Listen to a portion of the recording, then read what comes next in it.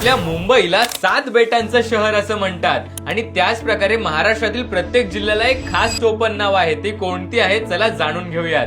भंडारा गोंदियाला तांदळाचं कोठार असं म्हणतात. गडचिरोलीमध्ये असलेल्या जंगलांमुळे या जिल्ह्याला महाराष्ट्राचं फुफ्फुस असे म्हणतात. गांधी जिल्हा म्हणजेच आपला वर्धा. नागपूरला म्हणतात संत्रा नगरी. चंद्रपूर आहे काळ्या सोन्याचा जिल्हा. बुलढाणा आणि अमरावतीला महाराष्ट्राची कापूस बाजारपेठ म्हणतात. तर वाशिमला सोयाबीन सिटी. आणि आपला अकोला यवतमाळ आहे पांढऱ्या सोन्याचा जिल्हा. छत्रपती संभाजीनगरला म्हणतात 52 दरवाजांचं शहर. जालना आहे मोसंबीचं शहर. परभणी ज्वारीचे कोठार. हिंगोली आहे संतांचं शहर. नांदेडला म्हणतात संस्कृत कवींचा जिल्हा आणि भारताचा साखरपट्टा म्हणून लातूर आहे प्रसिद्ध. आपला बीड आहे जुन्या मराठी कवींचा जिल्हा आणि धाराशिवला भवानी मातेचा जिल्हा असं म्हणतात. नंदुरबार आहे आदिवासींची सांस्कृतिक राजधानी.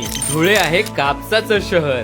भारताची केळीची बाग म्हणून जळगाव प्रसिद्ध आहे. तर द्राक्षांचं शहर म्हणून नाशिक. आणि आपला अहिल्यादेवी नगर आहे साखर कारखान्यांचा जिल्हा. शिक्षणाचं माहेरघर म्हणजे आपलं पुणे. साताऱ्याला म्हणतात शूरवीरांचा जिल्हा. तर वस्त्रनगरी आहे आपलं सोलापूर.